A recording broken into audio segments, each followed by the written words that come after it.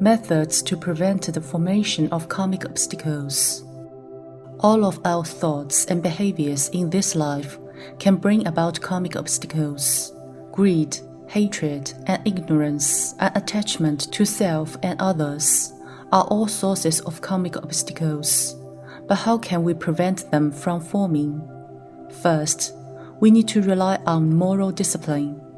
Moral discipline helps us change our shortcomings, habits, temperament, and to rid ourselves of greed and hatred.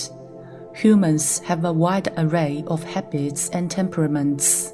Some people justify their behavior by saying things like, "I'm a straightforward person and I always speak my mind." But is that acceptable? Even pretending you know something when you do not is regarded as the committing of verbal karma, let alone showing disrespect to Buddhas and Bodhisattvas. If you do not make any changes, you do not morally discipline yourself, and you continue to drink and consume meat. How could you cultivate your mind?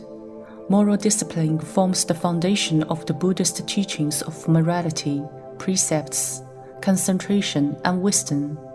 Only when we change and discipline ourselves can we reduce the formation of karmic obstacles and maintain concentration, so that we are able to resist temptations and shun ignorance and develop wisdom. After taking action to overcome our major shortcomings, the next step is to battle against the selfish thoughts in an instant, which is a high level of practice.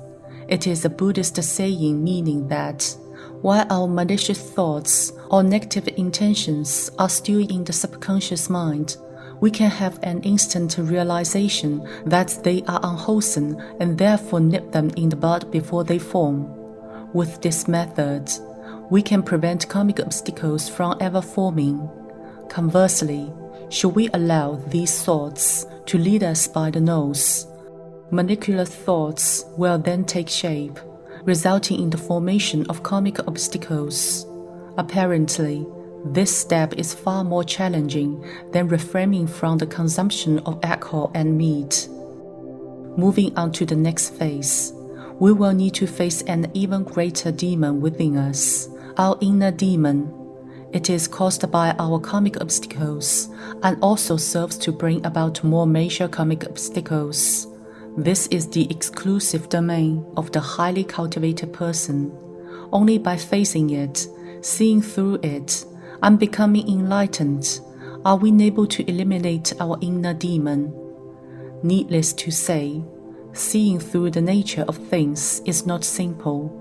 It encompasses a highly advanced cultivation philosophy, such as getting rid of attachment to self and others, eliminating attachment to forms, seeing that all sentient beings are equal, and so on. However, we cannot simply resolve our problems through learning theory. To illustrate, when one sees a beautiful young lady, an ordinary person will admire her superficial beauty and outward appearance. However, for one with a certain level of spiritual practice, they would see this physical body as a sack of skin. In other words, there is no attachment or grasping to forms. This is what wisdom is all about.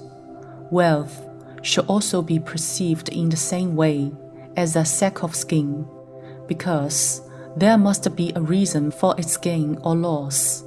Just like a professional mountaineer makes their way to the top of a snowy mountain, they understand that stamina is very precious. To avoid any possible waste, every step they take must be carefully considered. Even the weight they carry needs to be accurately calculated. Not too much, not too little.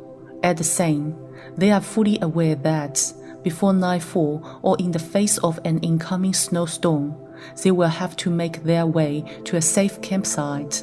At this moment, if they see the rest of the group taking the wrong route, some enjoying the scenery, others chasing after antelopes, they will urge them not to waste any more energy and instead embark on the correct route.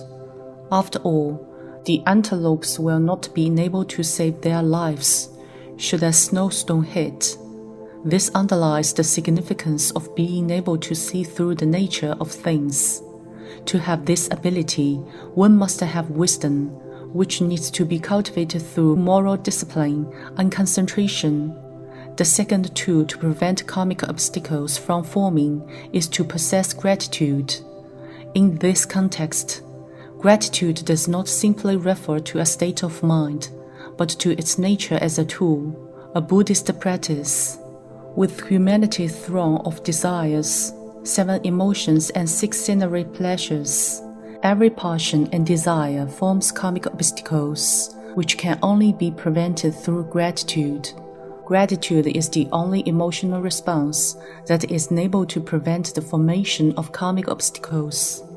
It is, therefore, an effective weapon against greed, hatred, and ignorance. As you gradually adopt gratitude in dealing with the people and matter around you, your karmic obstacles will be reduced.